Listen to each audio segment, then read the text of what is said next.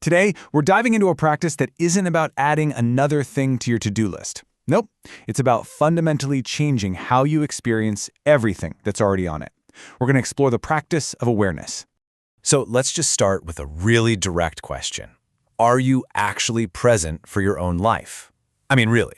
The source material we're looking at suggests that for a lot of our lives, we're basically sleepwalking, just reacting on autopilot, totally lost in thought. And look, that's not a judgment. It's more of an invitation to wake up, moment by moment.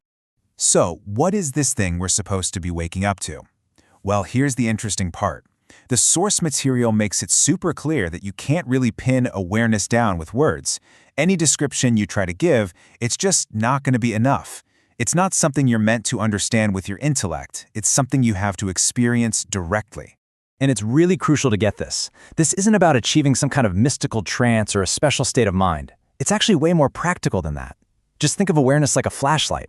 You're simply shining that light on what's already there, your thoughts, the words you say, and all your everyday actions. That's it. All right, so what is awareness, really? At its very core, it's about finding a completely new balance in how we exist in the world. And this slide just paints such a clear picture of the contrast. An unaware life, it's driven by this constant need to do something, to climb the mountain, to throw the stone, to change whatever is. But an aware life, well, that's where you find this incredible richness in just observing, watching the mountain, watching the lake, without that constant nagging feeling that you have to interfere. Okay, so how do we actually do this? How do we cultivate this state? Well, the practice, it starts inside. We begin by shining that flashlight on our own internal world, on our mind, our body, and our emotions. This quote right here, it perfectly captures the core mental shift we're talking about. See, most of the time, we are our thoughts. If an angry thought shows up, boom, we become an angry person. We're just swimming in it. Awareness is about taking a step back. It's about becoming the one who watches the thought instead of being completely consumed by it. You become the observer of the content. Think about it. When a negative thought pops into your head, we usually do one of the first three things on this list, right? We either try to force it to stop, we try to paper over it with a happy thought, or we just distract ourselves with something else. But the source points out that these are all just temporary fixes. That fourth way, just simply observing it with no judgment, that's the real path of awareness. You just notice it, like, oh, look, there's a depressive thought, and you just let it be. And as you start to actually observe your mind like this, you'll start to notice something really fascinating. Your personality, it's not this one solid thing. It's actually more like a whole collection of different avatars or personas that you switch between a lot of the time without even realizing you're doing it. I mean, really think about it for a second. When you get angry, are you kind of taking on the persona of someone else you've seen be angry? When you feel inspired, are you maybe channeling a hero from a story? We absorb all these impressions from our parents, from our culture, even from characters in movies, and they end up running our lives completely unconsciously. Awareness is just about noticing which avatar has taken the stage at any given moment. Okay, so now let's shift that flashlight from the mind over to the body. Because our minds, they're incredible storytellers. They can convince us of literally anything. But the body is honest. It always tells you the truth, when it's stressed, when it's tired, when it's sick. Awareness is learning how to listen to those signals.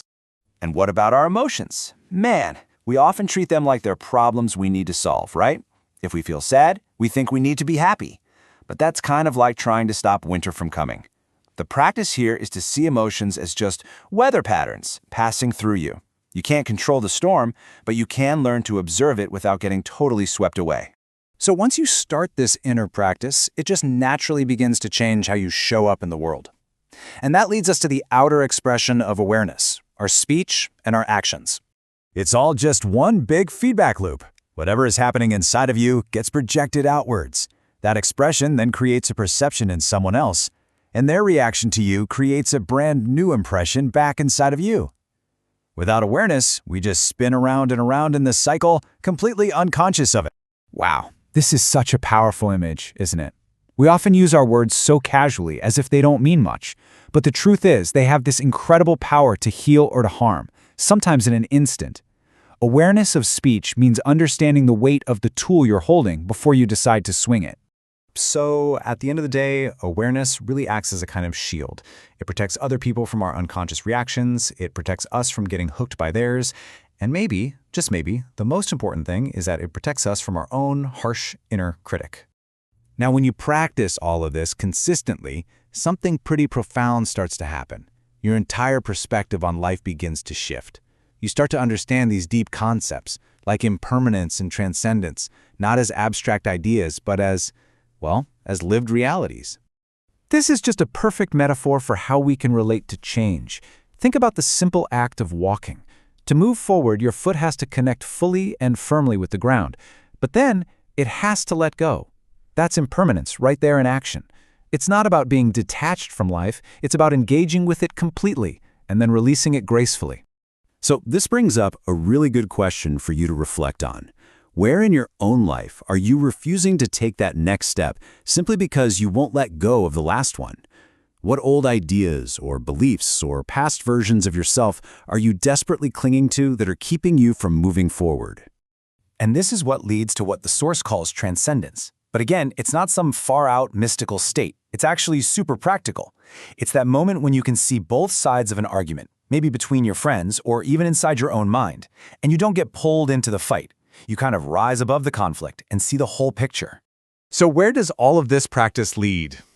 Well, it all leads to finding your own personal balance, what the source material calls the middle way. And here's the thing that's so essential to understand. There's no single correct way to be balanced that someone can just teach you. Your center isn't some fixed point. It's a moving center that you have to discover for yourself through awareness in each and every moment. It's a continuous, dynamic practice. And that leaves us with this one final thought. Look, life is always going to present us with waves. Challenges, joys, sorrows, the whole deal. You can't stop the ocean. The practice of awareness isn't about trying to flatten the waves. It's about learning how to ride them. So the question is, are you learning to surf?